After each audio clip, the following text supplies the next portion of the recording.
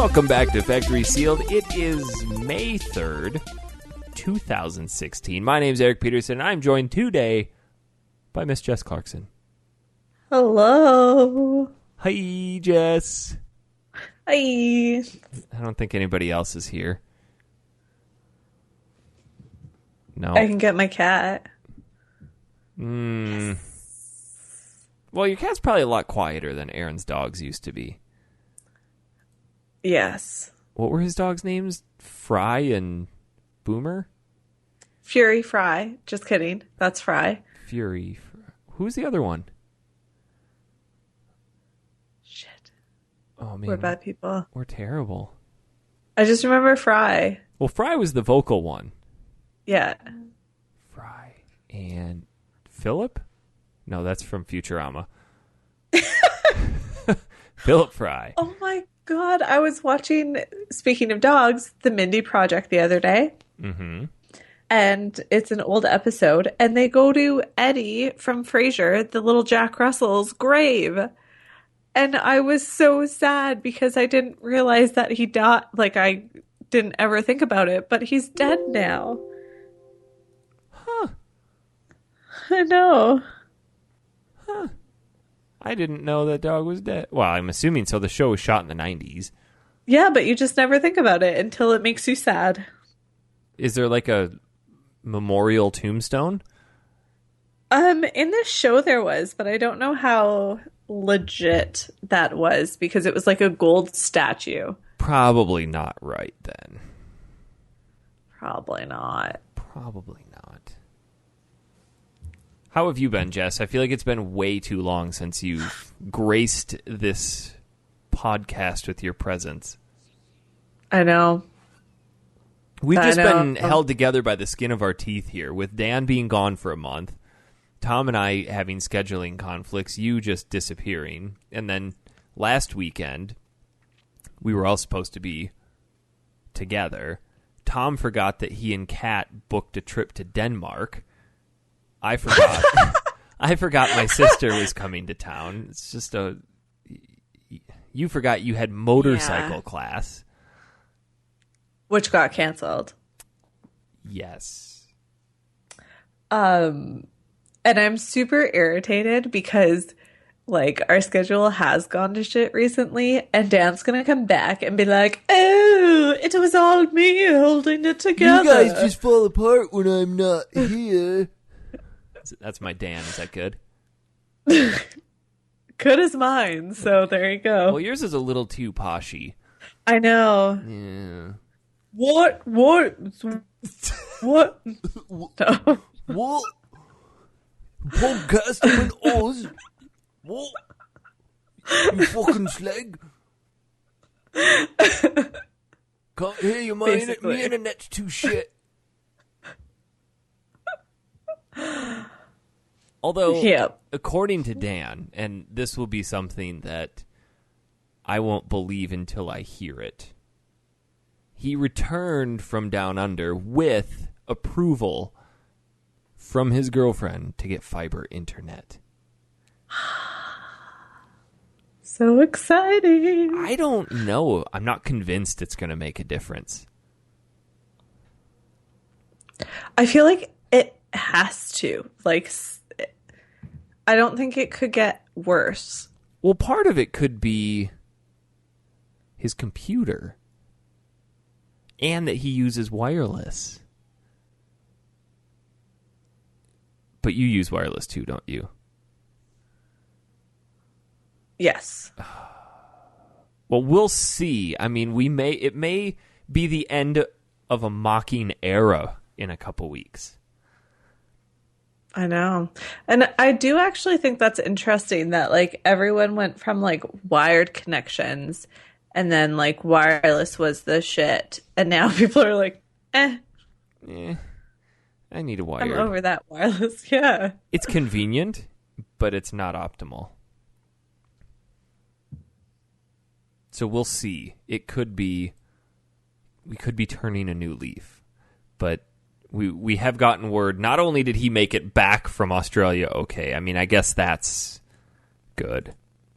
But he came back with approval to get not shit internet. Now, what the quality of the fiber in England is, I'm not sure. I told him to make sure that he gets like the actual glass fiber and not like cotton or silk, because I'm not positive he knows the difference. He's just like, it's a fiber, it's cotton. I mean, polyester blend. What? That was terrible. I just decided to throw the what in. Well, I mean, that's when I knew you were really channeling your inner Dan. Obviously. Yeah. That's good. That's my favorite. Like, I don't think we can get above Dan impression at that point. That's true. This is 2 weeks in a row. We've really gone into him. Tom and I had a good time at his expense last week. I feel like you need to have a guest appearance by Ellie and her what? Or the Hundy. I've changed my ringtone sense. So I don't know if she still knows that. I'm assuming she would. Like, what's Dan say? You have some time. It may have to be a pre-recorded thing. Fair. Because you know how kids are. They're a little gun shy. Well, I don't know if you know how kids are. Like, have you ever seen a child? I think I saw a tiny human, but I'm not entirely sure. Because I know you're miniature person averse. But my friends' kids are cute, actually. You're one of those people that you like kids, but you like other people's kids. Yeah. Yeah. I want to be an aunt. Yes, you could. Or just like Insta family. Like 5, 6 years old when they're like cute and sassy. You know that there's adoption, right? And you can choose the age groups you want to adopt. Like if you just want to skip the poopy pants and tantrums, you can go straight to the know-it-all 6-year-olds. I feel like, though, if I was to be like, what up? I don't want these poopy pants children. I want a sassy one. They might be like, do you really have your priorities in check? You might not be the best person to raise a child. Maybe not. Yeah. Because then you get a call a week later like, I'm over this. How long do I need to keep her? She's not sassy anymore. Yeah. Now she's just becoming bratty. Yeah. Jess, what else have you been up to? You've been motorcycle training, right? Yes. Now, is that... let me ask some follow-up questions. Yes. Is this preemptive to owning a motorcycle or reactive because you impulse purchased a motorcycle and have no idea how to ride it? Preemptive. So you don't because your insurance goes down. No, I have a motorcycle. So it's reactive. You bought a motorcycle. Yeah, I guess so. This is on the plan. Is it a real motorcycle or is it a moped? Oh my god. So I was looking for fuses for my legit motorcycle and I go into Canadian Tire and these friggin' I work at a parts department at Canadian Tire, which is not super cool. And they were like, are you sure this isn't a moped? And I was like, I'm fucking sure it's not a moped. Is it what kind? Okay. I'll be the judge because I will look up a picture. What is it? It is a CCW Misfit, which is such an obscure brand. And CCW Misfit. Yes. Okay, that's a legit motorcycle. It's a 250. That looks like a cafe racer. That thing is tits. I know. And I'm making it sparkly. And now it's not tits. The fact that it'll have tits on it doesn't mean that it's tits. Whatever. Where did you get this? From our version of Craigslist. How much? 2,400. do you have to take this motorcycle to a motorcycle course where you can crash it and burn it, or do they let you abuse theirs? No, I get to drop theirs. Nice. Yeah. See, is it required that you get a motorcycle certification in Canada, or can anybody ride a motorcycle?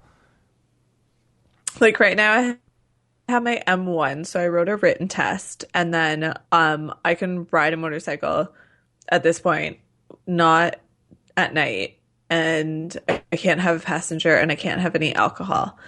So I could go get on like the biggest bike ever and not know how to drive it, but I still am able to. As long as there's no alcohol in your system. There's a test that allows you to drink and drive up there? Well, when you get your M, like you get your M1, then you get your M2, and your M2 means that you could ride at night and have a passenger and go on the highway. And then your M allows you to have alcohol, but like below the legal limit. It's like 0.08? So no, that's high. If we really want to split hairs, it's legal drinking and driving. Yeah, like aren't you guys able to have like a drink and then drive? Oh yeah, but just the way that you build it. Oh, yeah. Yeah, it's exciting. It's a drinking and driving license. See, and I guess that's different to how it is here, cuz I took a written permit test and basically said, "All right, here you go. 6 months from now you have to have your motorcycle license, or you have to come back and take another permit test." And okay. I bought a motorcycle, taught myself how to ride it, never went to a class. And then the day that my permit was set to expire, I went, oh, shit. I really don't want to go take this permit test again. So I called up the motorcycle testing department and said, hey, can I come in today and take this test? They're like, yeah, come on down. And it was under the freeway in this really sketchy shack next to this big open parking lot that had lines painted on it and a couple cones. And they took me out to that lot and just said, okay, follow these lines. And I was done in 45 seconds. They're like, here's your license. That was it. That's crazy. See, it just helps insurance a lot. Like, it dramatically decreases your insurance rates, which is why I'm doing it. And because I tried to drive it in the parking lot and I stalled getting into second. So, do you know how to drive a stick? Yeah, it was just the, it was the clutch. I predict a thing. Much bodily harm in your near future. But I have badass motorcycle jeans and a jacket and a helmet and boots and gloves. Are you going to join a motorcycle club? So I bought like old parts off of someone else for Andrew's motorcycle. And then this guy's like, I'm actually one of the officers of this motorcycle club. You should join. I was like, I don't even know how to ride it. And I'm in a motorcycle club. I think you're going to get jumped into a gang, Jess. Maybe. And then before you know it, you're going to have spiked baseball bats, whips and chains, and maybe a sawed-off shotgun. And you're just going to be Canadian road rash. Just going to chug maple syrup and beat some bitches. Word. I'm going to get all hopped up on that maple syrup and punch some jaws.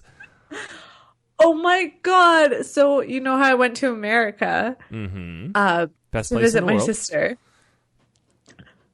Oh my God. Okay. All of my life in Canada, I have never witnessed a bar fight. I just haven't.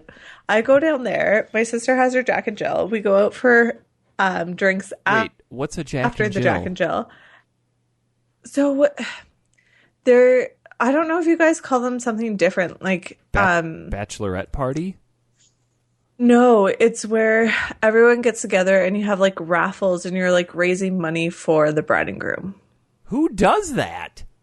Yes, exactly. That sounds like a focused version of crowdfunding, which is okay. Go on. So that is what the groom side wanted to do. So we went down and we all went for drinks after. And my sister and I got into a friggin' brawl at the bar. Like, you actually were involved in a bar punched fight? in the face. Well, I just got shoved. She got punched in the face, though. Nice. By a guy or a girl? A girl. And then her fiance got punched in the face by the same girl, too. And her other friend got punched in the face. And my sister lost an earring. Like, it was totally Jersey Shore. The horror. Oh, my God. It was crazy pants. What sparked it? We were ordering a drink, and apparently our friend was ordering the drink too loud. I mean, yeah. So there is a certain volume that's acceptable at which to order things, I guess. Did she just walk up to the bar, like in this really ritzy restaurant, and just start screaming? Oh no, it was like the bar was packed, I'm assuming the girl who administered the cold cock was the one who was next to the too loud girl ordering. Yeah, so the too loud girl was like, dude, you're in a bar. Like, what do you expect? Mm-hmm. And then the bad girl was like, I'm not going to take this shit. And then just friggin' jumps on our friend and starts punching her. My sister, like the good Canadian, tries to get into her headlock. And she apologized the whole time she was doing it. I'm so sorry. I'm punching you in the eye socket. So we were just trying to like grab limbs, and I didn't know her friends. So like this girl beside me was like, throw her out. I'm like, yeah, what she said. And that turned out to be the bad girl's friend. And I'm like, God damn it. Did the police get involved? Yeah, our friend called the police because the manager wouldn't come out. So the police showed up. I mean, that's pretty sweet. It was crazy. And now now I know, like, did that spark your desire to get a motorcycle? Like, basically, oh my God, I need a motorcycle so I can roll up to this bar and just start bar fights and then just ride away into the night. Yeah, man. Like I was telling my friend, I need to make sure that I have my M license so I can drive with alcohol in my system. Obviously. I mean, it's all starting to piece together, Jess. Come on. I have a tattoo. I've been in a bar fight. I have a motorcycle. Oh God, you are one motorcycle test away from being pure badass. Basically. And maybe one not cat tattoo away from being badass as well. And the ability to shift out of first gear. I'm not sure how intimidating you can sound riding away from a bar fight in first gear. Yeah. I'm going to give you 4,700 RPMs of intimidation. Eh? That's right. On my little 250. It's only a 250? Yeah. Oh my God. I'm really selling the image of badass right now. What color is it? It's black. Are you going to repaint it? Black. Yeah, I'm painting the tank like a goldy, coppery, shimmery color. I mean, at least it's not like Sanrio pink or nah, Dora the Explorer purple. No. Is she purple? Well, not her body. I don't know. No, but her clothes. I don't know. Let me see. She has purple shirt, orange pants. Oh, hideous TV show. Don't think I've ever watched more than like 2 minutes. Oh, count your lucky stars. So why 6-year-olds would be awesome. Until they turn into 13-year-olds. Yeah. So that's it. You got into your bar fight in our great country. You came, stirred up a ruckus, and then went back to your so-called peaceful nation. Basically. This is why we're trying to build a wall, Jess. Keep people like you out. We have too much heroin. And it seems like we're one step closer because Ted Cruz just dropped out of the race. No. Mm-hmm. But we'll save that for the Factory Sealed Politics podcast. God damn. But just a side note, who else is still in it? Kasich, but he's Trump. A joke. So it's Trump. He's got the nod. Jeez Louise. Well, when you look at the two evils, it's the better of the two. Okay, we'll not go there. Yeah. You and I don't agree on politics. But that's what makes our friendship so beautiful. It's true. If everybody agreed on everything, it'd just be boring as hell. Yep. So, what have you been playing lately, Jess? I mean, you've been off the show for what seems like a year and a half. I know. What was... I was playing something. Oh, I went back and played the original Portal. Just again. Out of the blue? Because I didn't have it on Steam, and then I got it on Steam. I feel like if any game deserves an HD remaster, it's the original Portal, because it really wasn't that accessible. It was Steam, and then the Half-Life Orange box on PS3, right? Yeah. And that was it. But also, I hadn't played it in a while, and I was disappointed at the lack of bitchiness from GLaDOS. Because the second one, she's all up in your grill. Well, the first one, I'm not sure that Portal was really designed to be a series back then.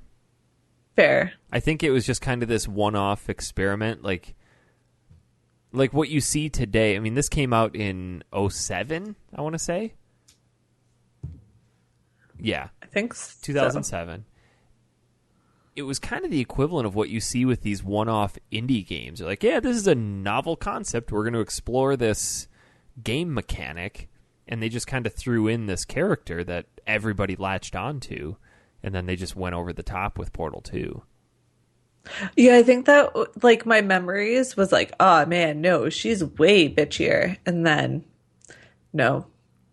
No, Portal 1 definitely was more toned down. The puzzle aspects of Portal 1 were fantastic, though. I haven't played it since... I don't think I've played it since I originally did. I've only played through it once. Did it hold up? It did. Other than my, false memories of extra sass. But I'm pretty particular to the song at the end of Portal. I really liked that. And that because I knew they were going to do something for Portal 2. And when I got Portal 2, I purposely avoided listening to that song because I wanted to hear it when I beat the game. What is the second one? Is it... The first one is Still Alive. The second one is Want You Gone. Oh, okay. But it was both done by Jonathan Colton. I mean, the second one's good. It's not as good as the first. The first one was awesome. I wonder if they will ever do a remaster of that. Or do a third game. I was going to say maybe with Half-Life 3. I think we've given up on that. Yeah. I've started my run through Ocarina of Time. Nice. So we have to have that done by the 5th of June. Sounds good. Will you be able to meet that deadline, Jess? See, now this is the thing. I started it not too long ago. Okay. But how long is that window of needing to start again? It depends. What part were you at?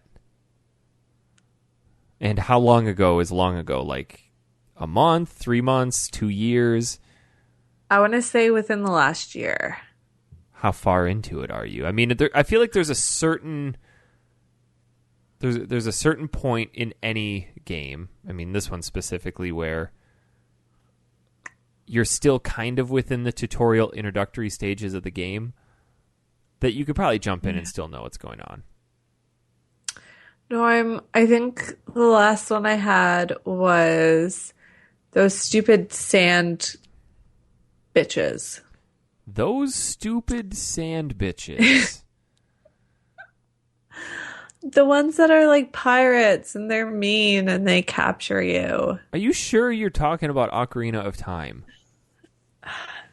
Like, are you talking of, maybe you're thinking of Wind Waker? No, aren't there? So let's put it this way to oh, answer no. your question directly. I think as long as you're Maybe still, that was going to be my ultimate point. But I would say that if you're still within the initial 3 opening dungeons where you have to collect the 3 sigils, then you're probably... No, I'm past that. Oh, yeah, then you probably should start over. Yeah. My memory of that game, and I think this happens a lot with older games. I mean, we've all got our favorite games that we say we've played to death, but have we really played them to death, or have we just played the opening segments to death? Because I remember being a kid and going, oh my God, I need to play Zelda. And I'd put it in and Spirit Temple. Sorry. Spirit Temple. There are the bitches there. So back to my point. I would say, oh my God, I need to play Zelda. And then I'd put it in and play through the first 2 dungeons and realize this is a huge game, and then stop. And then 6 months later, be like, oh my God, I got to play Zelda. And I'd play through the first 2 or 3 dungeons and go, You know, our favorite games fill the gap between the big new games that come out. And I don't think we ever really finish them. Like, for example, Final Fantasy VII, I know the first disc like the back of my hand. But every time I decide to play through it further, I get to disc 2 and 3 and go, I don't really recall a lot of this. And it's the same way with Final Fantasy VIII. Illusion of Gaia, I know the first half of that game like the back of my hand, but after I get past Mu's Temple, I go, well, I have no recollection of this. And it's the worst, too, when you start a save that you've had for a long time. You're like, wow, I suck balls now. Like, starting at that high level, and you're like, no idea. I may have all the cool, like, weapons, but... That, to be quite honest, and this is kind of embarrassing to admit, that happened to me with Final Fantasy VII. I never beat it when it first came out. I got to the last disc, and then I spent so much time going around exploring, doing everything, collecting all the material, leveling everybody up as high as they could go, collecting all the hidden summons, and then it just kind of tapered off, and I came back to it.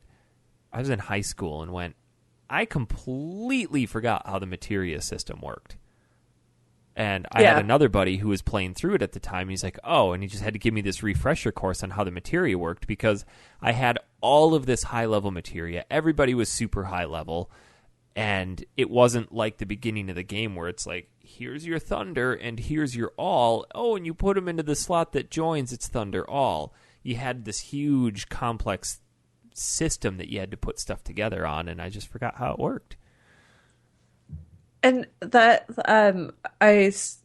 played Fallout again recently, 4, and my character was so, like, just bitching. Like, I could one-shot kill super mutants, and I was like, ooh, do not deserve this because I suck right now. Like, let's start again. Yeah.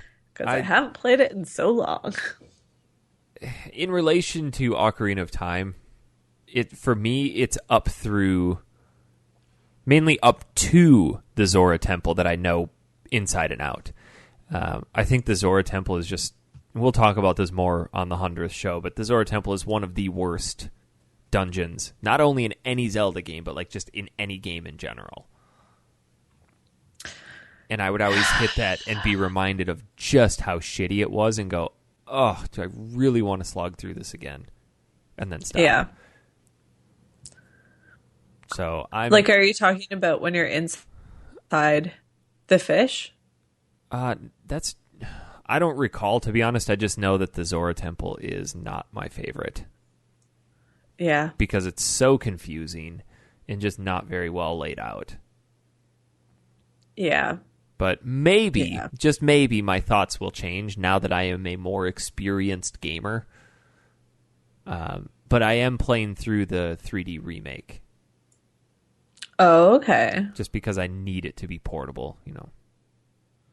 Fair. When you have a kid who sometimes wants to utilize the TV and you don't want to do anything else, it's quite convenient. So I would say, yes, you should probably start over, Jess. Yeah. But it's not long. Yeah. It's not long at all. Well, the game is long, but to start over from where you are is not long. Say. Yeah, we'll be good. I think it's 20 plus hours, so that gives us 1, 2, 3, 5 weeks. 4 hours a week. That's less than an hour a day. I'm on like summer work hours now. It's good. It's good. See, with my job, summer hits and it just goes with productivity. Yeah. So I need to scrimp and save, or just stay up later and not sleep. And that's Option generally B. what happens. Mm-hmm. What else anything else you've been playing this week? Last week, 2 weeks, past year? Have you finished any games recently? Portal. That's not a short game. That's like 9 hours. I know, right? I'm curious. Speaking of Zelda, I'm curious to get Dan's take on Link Between Worlds next week. Because I picked that game up, raved about it, got you to play it, and then you were just as surprised as I was. Got my sister's fiance to play it. He was just as surprised as I was at the twist and how awesome that game was. I have this deep-rooted feeling that Dan's going to come back and be like, it was kind of shit. Saw that twist coming. I don't know. I don't... Like, I don't physically know how you could predict that twist. I just don't. I feel like he might just be like, oh yeah, totally saw that coming. But because we've hyped it up so much. But even still, for as much as we hyped it up, I mean, we gave no hints to it.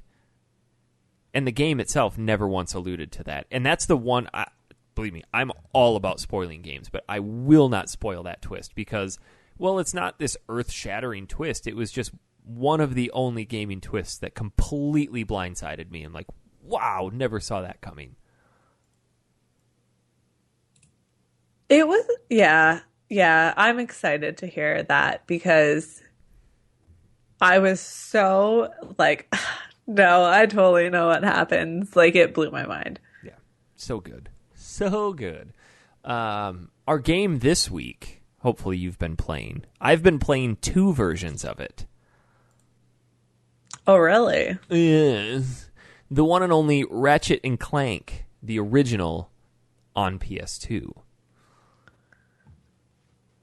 Yes. Now, I have the original on PS2, but for the sake of not having to dig out my PS2, hook things up, and play with a wired controller that a child can trip on, I played through the HD remake on PS3. Because I think it was like $1 or $2 a couple years ago on PSN. Like, I'll just pick them up. Oh, really? Yeah, it was dirt cheap. The whole package was real cheap. So I played through that. Were you playing it on PS2? Uh-oh. No. No, I ended up having to emulate it because that just did not work. And I did not have time to figure out anything else. So I thought you sent me a picture of you actually having the game. Yes. I'm confused. So I had the game. So I was really excited because I found it, which was awesome. But I thought I was going to be able to borrow my friend's PS2 because we don't have one right now. Oh. And that didn't happen. And then I was like, oh yeah, maybe like totally have never looked up by PS3 if it can backwards compatibility. Didn't think it could. Definitely didn't. God damn it. It's not one of the original launch PS3s? No. And I didn't think it was, but I couldn't remember. And then I just sat it beside my computer to see if it could like absorb. So I guess the obvious question needs to be asked. Did you actually play any of Ratchet and Clank? Well, I told you I was having a really hard time with Start Menu. And you weren't kidding? No, I think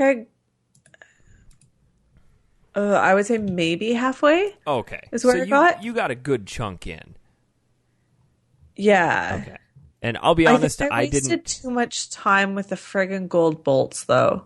Oh yeah. See, I didn't beat it. I got to within 3 or 4 stages of the final end or the final boss, but I was kind of jumping back and forth between this one and then the PS4 one, which it's kind of hard to describe.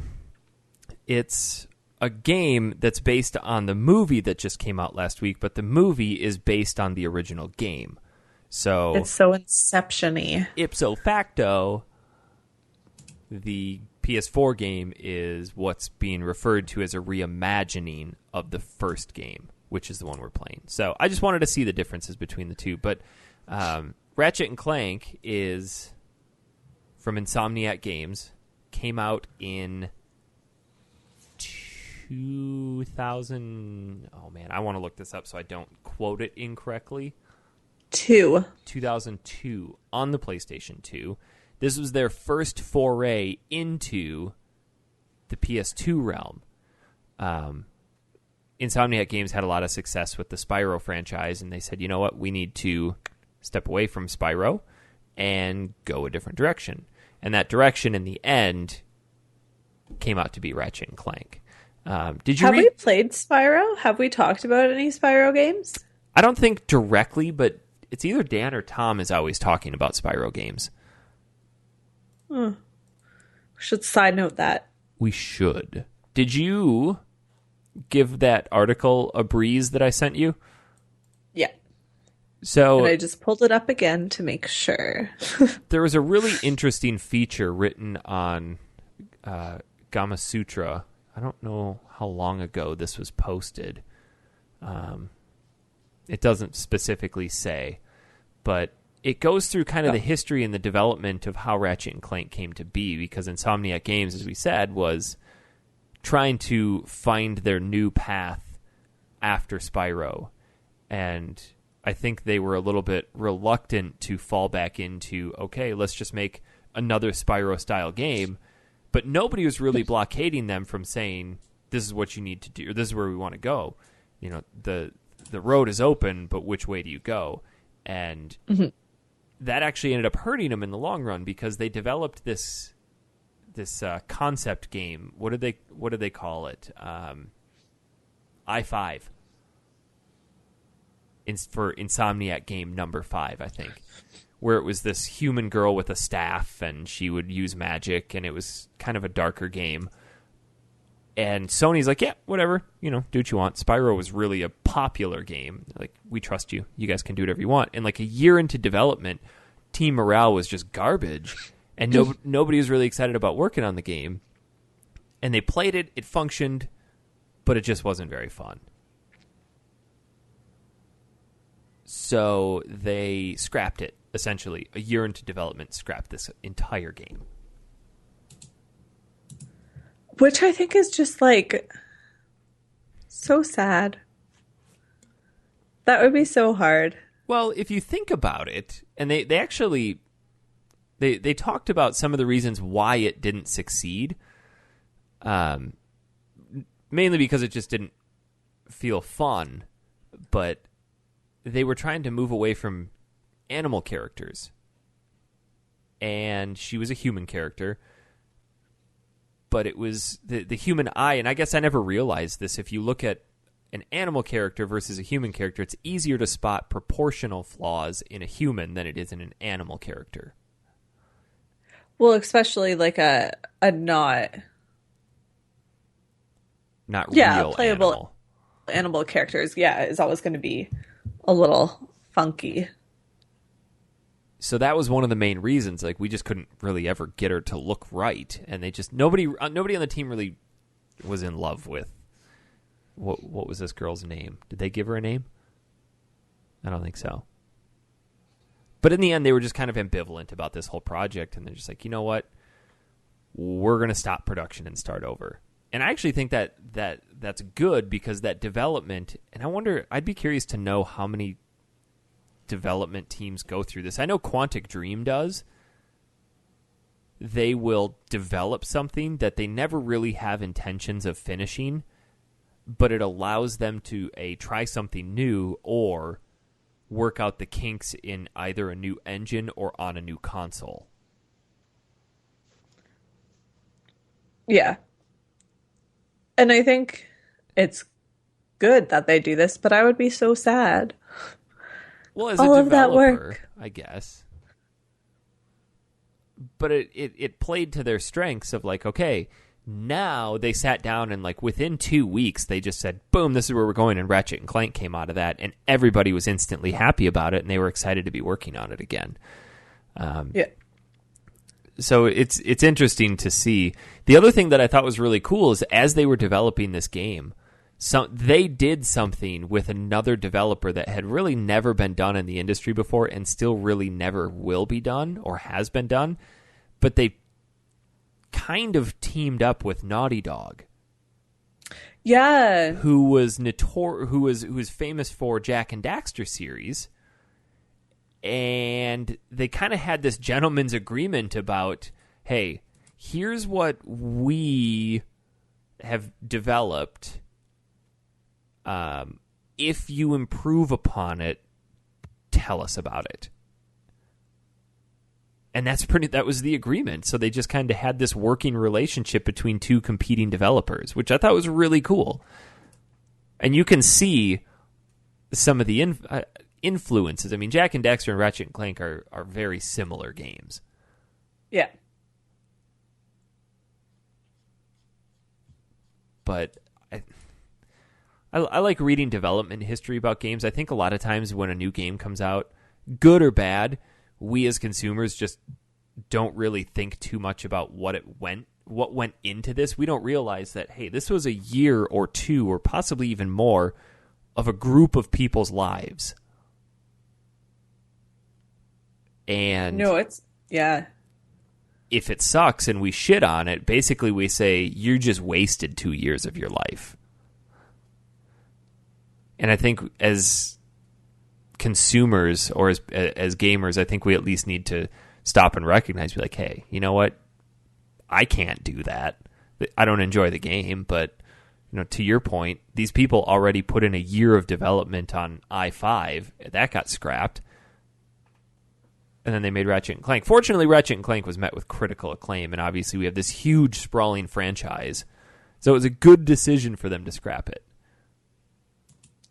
But I wonder, too, if, because Spyro is not very edgy, I want to say. No, it's filled with bright, whimsical colors, and you're this dragon that shoots fire at these fantastical creatures. And by no means is, Ratchet and Clank very edgy. But I wonder if, Naughty Dog was like, hey, let's bring up the humor a little bit more. You mean Insomniac? No, if Naughty Dog brought that out in Insomniac. Oh, yeah. I could, yeah. With Jak and Daxter. I could see that. I mean, from the beginning, they said, hey, we want to address more niche markets. We want to move away from the platform genre because that's what they'd been known for.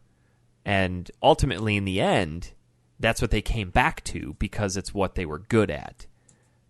And they reinvented it. And Ratchet and Clank actually brought a lot of platform standards to the table that are still used today. One that I can think of before we actually get into the game is the quick select wheel, where you press triangle and it pauses the game, pulls up your quick select, and then you choose an item and you're right back into the shit. That's a standard innovation in games today. And I don't want to say other games haven't done something similar to it, but in that style that resonates as far into gaming as today, Ratchet and Clank did it. Did it pause for you? I don't think mine paused. Now that I think about it, no, it didn't, because I think that's what's so cool about it, is that it didn't require you to cut yourself out of the action. You could still be running around, pull up your quick select and go. Well, I think it's interesting because I feel like that's a crutch that I rely on constantly in some games. When you're like, oh man, shit, I need to think about this for a second. Let's switch my weapon out. Yeah. And you get that pause, you get that slow down and that breather. Whereas, Last of Us 2, I think that was one of the last games that I played, like one of the recent games that didn't have that pause feature in it, where you kind of were constantly immersed within the game. And well, I think the most recent or difficult example is the Dark Souls series. Yeah. It's like, boom, this is your weapon, you're getting attacked, you have the wrong weapon, either run away or die. Yeah. And that's especially apparent in boss battles too. I can't tell you how many times I went into a boss battle, I'm like, oh crap. And then you just die. Like, all right, well, now I know for next time. And it kind of happened with Ratchet and Clank, too, where I wouldn't have the right gun. And then I'd just be in the thick of it, and I couldn't select another gun without the game being active. Yeah. So it's a lot more fast-paced, and I really enjoy that aspect of it. So, yeah, you're right. I was incorrect with that, where it doesn't pause the game. And you do get to learn, like, that weapon wheel really quickly. Well, and then you start messing with it. So the basis of Ratchet and Clank, for people who aren't familiar with it, is it's kind of your typical hero saves the galaxy story. I mean, it's not really reinventing this story arc. Ratchet is kind of this mechanic that lives on this backwater planet with hopes of being a part of something big. He wants to go into space and just experience the galaxy. Concurrently, there is this executive chairman, Drek, who has plans to systematically destroy planets around the galaxy by taking the best features of each planet and building his own, but in the process destroying the other planet. There's a factory that's creating robots to help in the destruction of these planets, and there is a malfunction in this plant that creates Clank. And instead of being destroyed, he's supposed to be this big, burly, death-destroying robot. He turns out to be this small little pipsqueak, rolls off the factory line, and manages to escape and crash lands on Ratchet's planet. And Ratchet sees the plane crashing, or the spaceship crashing, goes, picks him up. Boom, they're friends. And Clank says, hey, this is what's going on. You need to help me with so-and-so. And they discover, oh, we need to go find Captain Quark. He's this galactic superhero, and he'll know what to do. And let me tell you what, in all of the pantheon of gaming characters, Quark is one of my favorite. Yeah. Have you played other Ratchet and Clank games? No. This game is easily his worst appearance, but in the PS3 games, they blow him up into this larger-than-life, just dopey, celebrity-scale superhero who's supposedly paid his heroic dues, and now he's just riding this wave of fame, but he's so just oblivious and ignorant to how things actually work, and he's just hilarious. He's like the Kardashian of oh, big time. Ratchet and Clank world. Big time. So they go to Ratchet and Clank go to try to find Quark, and in the process discover that, oh shit, Quark's in on this too.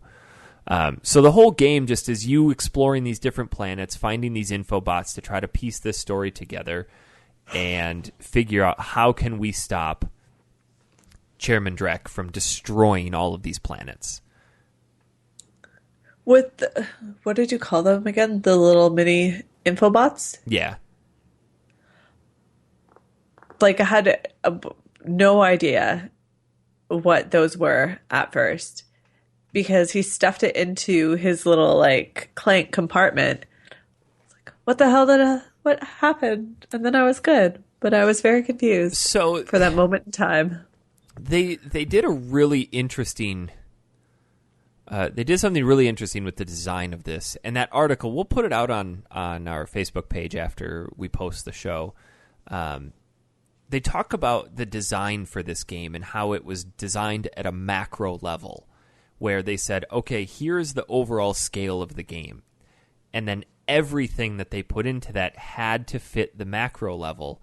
And they did it to such a complex scale that if they pulled one piece out, the rest would crumble. And it's really apparent when you discover how you move through the game. So I think there's, I want to say 18 planets. But each planet within is basically its own level. But there's different missions within each. Yeah. But you can't just plow through all the parts of that planet at once. So the first planet you can't advance because you don't have the hook shot. And you can't get the hook shot until you go to the next planet. But you can't get to the next planet till you complete the first mission on this first planet and find the info bot that reveals the coordinates for the next planet. So the planets are really intricately tied together, which is great for the level design because as you're going through, you discover this spot of like, oh, this is really cool. I'd like to be able to go there. Oh, I don't have the grind boots, or oh, I don't have the boost jump. And then when you get that, something triggers in your memory like, oh, I need to go back to that spot. Which I think is such a great way to make the world seem so much bigger, even if it's not. Yeah, the levels really aren't very large, but they're so well designed and so fun to play through.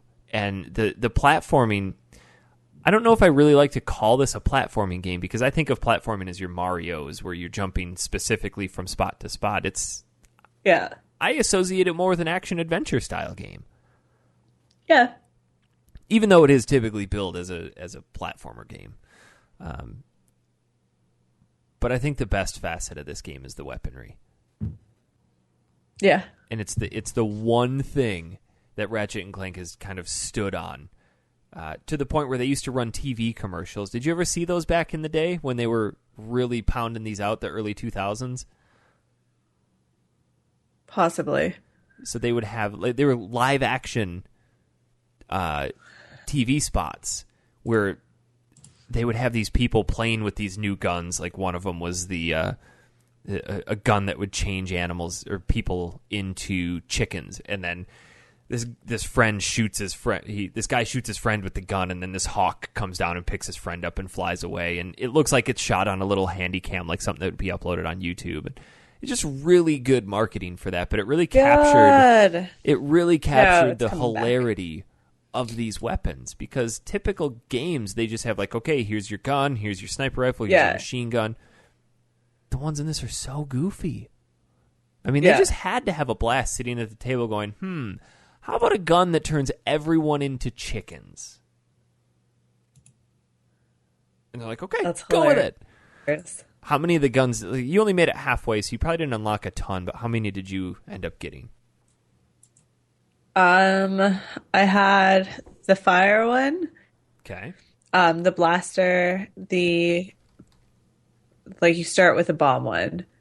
But then I had the bomb one with like the minions. The Doom Glove.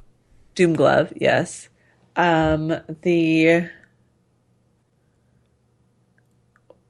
wasn't the heckler. Like, what was it? The taunting gun? Taunting, that was it. Yeah. And then the water one, I'm trying to see if I can find a list here. Here we go. So you start out with your wrench, which is like the best thing ever. Did you figured out you could throw it, right? Yeah, like that's all I used when it was like closer combat. It like such a good weapon. It's great melee combat too. I mean, you can swing, you can throw it, you can jump up, do power slams with it, but you get the bomb glove, which is fantastic. That weapon recurs throughout a lot of the games, but they improve so much upon it later where you can actually target people. So this one, it throws a little cursor out on the ground, like this is where your bomb's going to hit. The blaster is pretty good. The suck cannon was fantastic. But just going back to the bomb glove. Mm-hmm. Like I just freaking love the animation for it. You just felt like you're such a badass. He just Oh yeah, nonchalantly tosses it it's like, around. here guys, hold on to So good. this. Yeah, just love that. The mine glove, I never really. Oh yeah, I didn't play with that one too much. I was irritated with that, and obviously it made sense. But I just beat where I ended was I just beat the Snaggle. What was his name? Quirks. The Big bad. the guy with the fire. You're in that lava. The fire. Yeah. Lava chamber. That was a tough boss. Well, I was like, oh man, like I totally used up all my blasters. Let's see what this mine does. Mm-hmm. Oh no, as soon as it hit the flames, it blew up. I'm like, oh, that makes sense. But I didn't really find a purpose for it. Yeah. There was the Devastator, which is a missile launcher, which comes in handy a lot later. Did you get the Walloper? No, and I didn't get the Devastator. Oh, the Walloper is great because he puts on this big, comically large metallic boxing glove and just punches through people. Really? There's a Visibomb gun, which is like the Devastator, but you get to Control fire it? Yeah, so you get to see through the eyes of the rocket, kind of like the Nikita missile from Metal Gear Solid. That's cool. The decoy glove, the drone device, the Tesla claw, which is pretty sweet. It throws out this spike that sits in the ground and fires electricity out. That's wicked. The Morpho Ray, which changes everyone into chickens. That's and amazing. They talked about this in that article. There were more weapons that they wanted to put in, but they ended up having to cut it. One of them was called the Revolverator, and it was this gun that, when utilized, was so taxing on the system that it just caused everything to crash.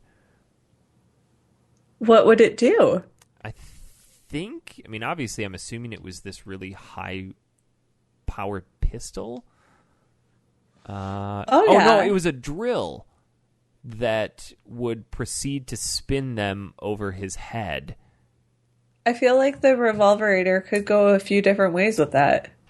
You come across a miner in the original game that has a drill.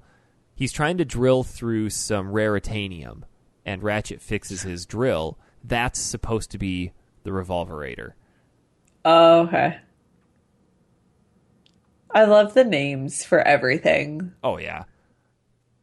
And it just gets goofier as it goes on. I mean, like, in Ratchet and Clank Future Tools of Destruction, you have the disco ball that when you throw it, just everybody starts jamming to disco. But I think the other aspect of it, too, aside from the weapons that's so fun, are the different gadgets that you get. And as you progress through the game, you meet these different inventors and tinkerers who will upgrade Clank for you. Like the first one they give you is a helipack, so you can now do a double jump and then glide with helicopter blades attached to your back. Which, after getting that, I felt useless, like that I had progressed so far without it. There's actually a level much later in the game where Clank gets struck by lightning and you can't use him. And I'm like, I don't know how to. I can't play this. I don't have Clank. And it was really interesting for them to, because this was after he had been upgraded to the thruster pack. So I had rockets and could jump farther and jump higher. And you could do this. You remember Mario 64, how you'd run and do Z and B to do that long jump? Yeah. It's the same concept in here, and you can do that with the booster pack and charge through enemies and hit them. And without that, like, I don't know how to play this anymore. But you eventually get magnet boots that allow you to walk upside down on certain surfaces. The thruster pack, the O2 mask, you get a hydro pack for faster underwater swimming. You get a PDA, which is awesome because it allows you to purchase ammo from anywhere instead of just the Gadgetron vendors. That's awesome. Because we didn't really talk about that. There's a lot of boxes hidden around everywhere, and when you kill enemies, you collect bolts, and those bolts are your currency. And they don't overload you with bolts to the point where everything is just easily come by. Yeah. I'm almost to the end, and there's still about 8 weapons, or no, about 6 weapons that I don't own. I was struggling so much in what is the planet that you go to where you have to do the easy obstacle course when you first meet Quark? Like, you don't meet him. His trainer, his hilarious trainer. Oh, yeah. It's like, you guys suck. Planet Kerwin, the metropolis city? I think so, yeah. Or that no, one. That might be Umbris, Quark's headquarters. Either way. No, it wasn't his headquarters. It was like the happy-go-lucky kind of city. Then I think that's definitely Kerwin. Because that's pretty early, where you get invited. Like, yeah. you finally beat it, and he invites you to be part of the Rangers. Mainly because he pops out, and he's like, oh, they beat it? Like, yeah, of course they're going to be part of the Rangers, you know. But he clearly didn't want them to be.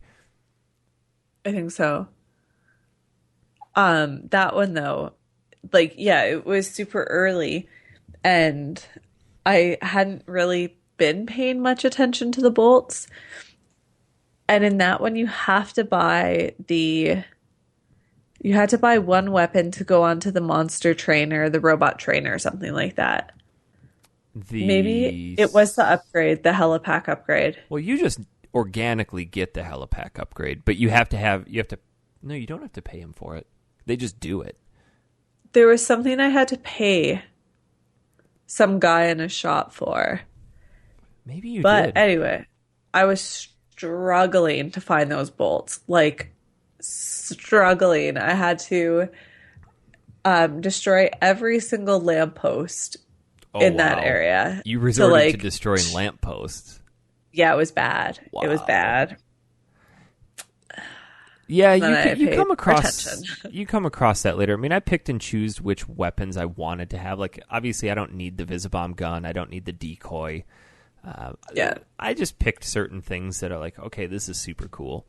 There are a lot of really neat things later in the game. Did you get to any of the levels where you got to fly the fighter ship or the fighter jet?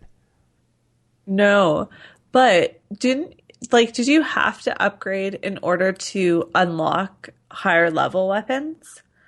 I felt like that was... When you get to certain planets, that's when you unlock different weapons. Yeah. Oh.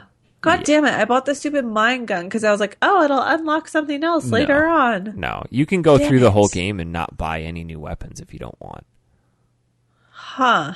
So the way to unlock the new locations is finding those info bots. Yeah. And sometimes you'll find an info bot that's hidden that isn't necessarily required to advance the game, but you can find them just hidden around the area. But the other thing that just naturally I found were I only found 2 gold bolts. Okay, so what do these gold bolts do at the end of the game? They actually allow you to purchase upgraded versions of the weapons, of different weapons. Oh, through the galactic sales place? The Gadgetron. That one. Galactic sale, yes. I never focused too much on them, but I believe there are 40 of them. There's a lot. Okay. Let's see. Yeah, you could trade them for gold versions of the weapons, which are more powerful than the originals.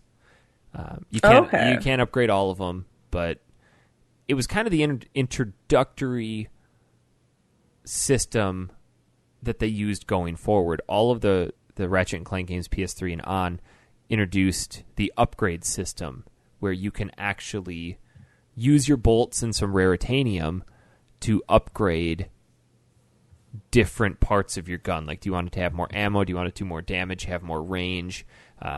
Bullets explode. That was in the original? No, that's what they developed later. Oh, okay. I was going to say, that's really forward thinking. So so coming back to playing this without having that, it was a step backwards, but to see that, like, okay, the foundation for this was laid. And it's really interesting if you think about a lot of that, where this game has a ton of weapons, and you're not going to play all of the weapons, but then moving forward, there are just as many weapons, but then there are different builds for each weapon. Yeah, that's a lot. I mean, the games moving forward are so much fun. The PS3 games, A Crack in Time is the best in the series. Hands down, the absolute best. Huh. So coming back to these, it's still fun. Don't get me wrong. The original Ratchet Clank is insanely fun to play. It's a step backwards in terms of weapon development. Yeah. But overall, the story leaves a little bit to be desired. It's goofy. It builds a lot of the fun characters. About halfway through, out of nowhere, Ratchet just turns sour towards Clank. They have a little dispute about right after they discover that Quark is in on it with Chairman Drek. And the only reason Quark is in on it is because he's... wants to... Go ahead. I think he wants to... He's sponsoring him. It's a sponsorship, basically. Right? Yeah. He is like, oh, I get to be this super powerful person. Spokesman an for image his only. new planet. That's what it was. That's it. And Ratchet says they should go after Quark. Clank says we need to go after Drek. And for some reason, and this was a little unbelievable, if not too abrupt, Ratchet suddenly hates Clank. And like starts treating him like a piece of crap, but they're still working towards the same common goal, so they're reluctantly working together. And it was just because Ratchet was pissed at Clank for like being like, oh, let's step on this obvious trap. Yeah, I suppose. But still, I mean, they were buds coming up to this. I feel like it was a little bit too harsh. I mean, where I left off, they were just finally starting to repair it. Why does Ratchet become a jerk? Good question. It just happened so out of the blue. It's like, wow, dude, tone it back. Chill. Yeah, just calm your tits. We're going to save the galaxy. True story. Yeah. I think there's so many good things that this game does right that it's easy to forgive the shortcomings. The cutscenes leave a little bit to be desired. They're kind of abrupt. Voice acting's not terrible. What I think is really interesting is that they did not utilize the original voice actor anywhere after this first game. So the original voice actor for Ratchet, what was his name? I gotta look it up. It was Mikey Kelly, who I don't know who the hell that is, but Clank is David Kay, and he's been in it through the entire series. But they switched over after the first Ratchet and Clank to James Arnold Taylor, who a lot of you might know from Final Fantasy X. He was the voice of Titus. And I never put that correlation together, but now that I have, whenever I hear Ratchet... That's all you can hear. Whenever I hear Ratchet talk, I'm like, it's Titus! But yeah, that's after playing through all of the other games, because I haven't played through the original one in years, I come back to it and I'm like, oh, that is not Ratchet. Like, he's just super douchey. I know what I forgot to ask you about in terms of weapons. How far did you get into uncovering the Rhino? Dude talked about it. Okay. Easily the coolest weapon. New one? They rip you a new one. And that's I didn't know or remember what that meant or what that stood for, so I played through all of the subsequent games more recently. I'm like, it's just the Rhino. Like, a Rhino's big, it's heavy, it's powerful. I get back to this, like, I didn't know it meant rip you a new one. That's so funny. So this guy splits so, up. like... Yeah. 2000s. Oh, yeah, like the Doom, the BFG. But this guy splits up these blueprints for this ultimate weapon to prevent misuse, and you can kind of collect these pieces and give them back to this plumber, and he can build the weapon. So funny. So, what'd you think of Ratchet and Clank, Jess? I was... I don't want to say like pleasantly surprised, but I was impressed with the level difficulty. Like it really was a fun game that you didn't stress too much playing. And when you failed, you wanted to try again. Yeah, except for the frickin' water stupid race thing. Are you talking about the one where you activate the water to come up and then you have to race through the level and get to the end before you drown? Yes. So you're not actually swimming, but there's a part of it where you are. It took me 2 or 3 tries to get through that. I almost had to replace a monitor because I was going to throw something through it because I was so frustrated.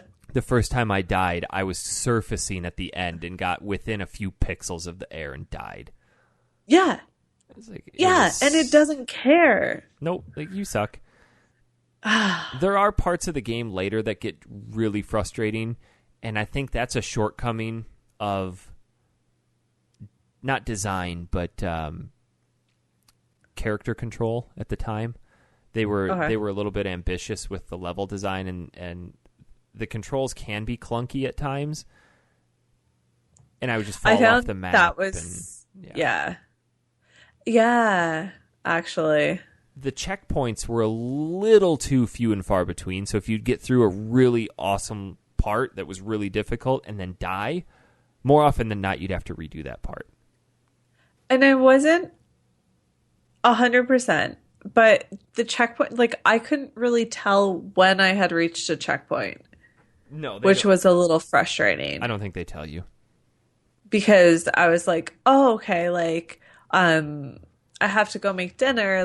Let's just turn it off now because obviously I just beat this level that was a little complex. It's going to have saved. No. Certainly not. Sucks to suck. Yep. But pull it back. We're playing a game that was made in 2002. It's 14 years old. I think it's held up surprisingly well. Yeah, but there were save features that were implemented better. Correct, yes. Back in the day. Correct. So you played both. You played... I didn't play through a lot of the PS4 version. Okay. I played through enough to see that this game was designed for the movie. It tells the exact same story, but through the perspective of Quark. So Quark is narrating it. And it's really interesting because occasionally... So it's Quark in prison telling this story to a prison mate. And occasionally, Quark, the narrator, will come on and talk about something that's happening. He's just really flamboyant about it. Ratchet gets his helipack upgrade, and Clank gets it, and Quark comes on with some sort of quip about, well, up until now, our intrepid heroes couldn't get up a very high cliff, but now with this new upgrade, they're able to make higher leaps and bounds. He's telling a story. There's a lot more voiceover. There's a lot more just ambient stuff happening, and my God, the worlds are gorgeous. So does that take over for the infobots then? Do you not have those? I don't recall getting any. I only played through the first planet and a half. So I want to beat the original and then replay the PS4 version and really compare the two. So I didn't have a whole lot of time to dump into it.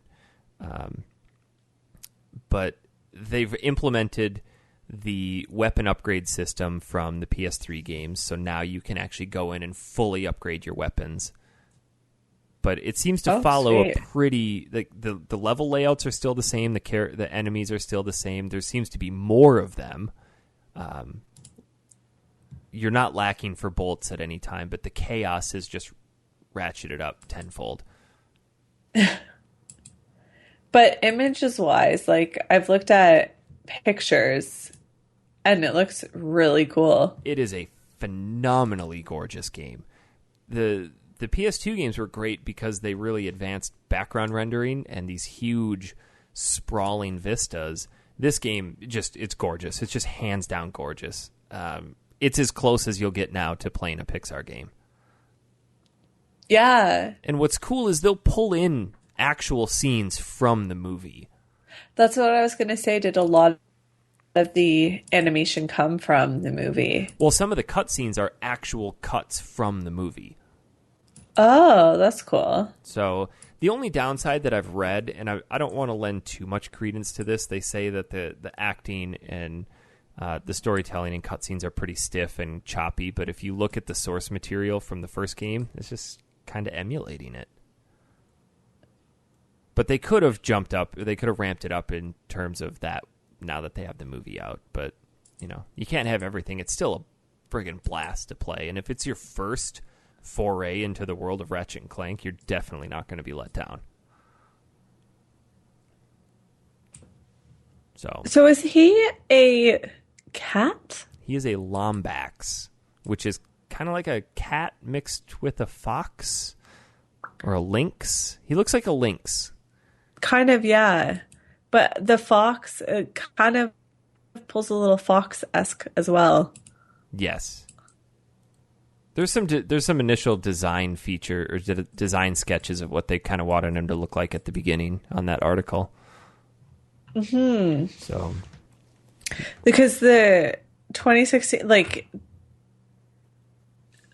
you can see individual hairs. It's really cool. They really pulled out all the stops for him. So, yeah. What are your thoughts? Do you think you'll play through any more of them? I think I will. I'd highly recommend the PS3 ones. You kind of have to play Tools of Destruction before you go into A Crack in Time because the stories tie together. But A Crack in Time is so good. So I would say give that a shot. Sounds good. Jess, would you like to do some emails? Yes. You can send us an email at factorysealed@manatank.com or podcast@factory-sealed.com. We, I believe, have 2 emails. Our first one comes from Jay Carlson. He writes, guys, your reference about Detroit is spot on. It's an okay place, but because of the refineries just south of the city, the shit stank smell wafts up and coats the city in odor. So yeah, a person's first impression coming up from anywhere south of Toledo is a negative one. I enjoyed this episode more because the topics were all over the place, informative and entertaining. Keep up the laughs. Thanks, TARDIS adventurer Jay Carlson. So if you didn't listen to last week's episode, Tom and I ripped into Detroit pretty hard. The TARDIS adventure, totally not on topic at all. But I was out at the bank the other day, and I heard the frickin' TARDIS, and I was so excited for half a second, and I was like, oh my god, this is real life. There's an actual TARDIS coming. And then I realized that it was someone's ringtone, and I got very sad. Such a nerd. I know. That was an embarrassing. I just can't. I understand why people do, but man, I just can't get into it. We'll save that for you're a loser. Next email comes from Samuel Chun. He writes, to everyone on the show, I just found you all in a whim while looking for a new podcast. I desperately want to catch up on all the past feeds, but 96 is a lot, especially when trying to start from the beginning. As I was looking through the episodes, sort of picking and choosing the interesting titles, I noticed a severe lack of Sega Genesis love. I had a fairly long and interesting affair with Sega Genesis on my side of the mainstay of Nintendo systems, and I consider myself a Nintendo fanboy because my first retro system was definitely NES. There are some really good gems in the world that was Sega Genesis aside from Sonic Road Rash and Streets of Rage 2. Off the top of my head, I can think of at least several really good Genesis games, even RPGs, and many more that were good enough. Seriously, I really like what you all do, and I wish for more Sega Genesis time. If you're willing to bear with me, I can easily send a list of Genesis games that you all shouldn't miss. Regards, a new listener. I agree. We have been pretty biased towards not Sega. Pretty much anything's not. Yeah. I think we need to switch over to some. That's going to make Dan too happy, though. Like, Dan's going to be super bonerific about it. He doesn't really push that much, though. Well, all he wants to play is Sonic and Streets of Rage. Yeah, so... I mean, we played Echo. To step up his game. What else? Fuck that shit. Yeah, fuck that game. We played Aladdin. Yeah, because we were comparing it. What the hell else did we... Like, we really haven't played a lot of Genesis games. Ugh. We'll have to figure something out, but I always like hearing from our new listeners. I think it's interesting to see what new listeners think of the show coming in now and then going back to see how they've progressed versus how people who've been with us from the beginning. I mean, we've definitely come a long way. I was going to say, they'll be like, God damn, they got stupid. We used to be a smidge more intellectual. And then it just, like, we just took a dump. It's true. I blame your child. Yes. And I blame Dan and I blame Tom and just everything in general. Like, we said, you know what? We just need to ratchet up the ridiculousness. Ratchet? You just can't let a good reference... Like, that's just the factory sealed way, I guess. Tom and I just talked about this last week. We just can't let something lay. I see what you did there. That was shit. Good one, Jess. Thanks. No, it's good. I like hearing where people found us from or what you think of us now versus what we used to be. I think it's definitely right around episode 45 was when we took our left turn. 45, exactly. Well, that's when Dan joined in and we kind of decided to do this weekly and change the format. True. Because we changed a little bit after Aaron left and we brought Nick on and then we died off again. And it's been a year of going almost weekly. It's crazy pants. It is. So we got to figure out what we're going to play next week. Something light. We'll put that out later. But Jess, where can we find you on Twitter? At I'm a Jess. You can find me at Honest Pizza, or you want to follow our show at Factory_Sealed. We're on Facebook, facebook.com/FactorySealed. We're going to post the show tomorrow, which I guess if you're already listening to that, that's totally irrelevant. Time traveling. But we will post that article we were talking about alongside it, so you can read through that. Jess, any closing thoughts or possible recommendations for a game? I feel like I need to change my Twitter to at I'm a badass motorcycler. At I'm in a motorcycle club? Yes. I think maybe we should do the Harvest Moon game for next week. Oh, true. Let's run it by Dan and Tom, but we'll figure that out. Jess, you don't have anything else? I think that's it for us this week. Sounds good. All right. We will see you all in 5 days.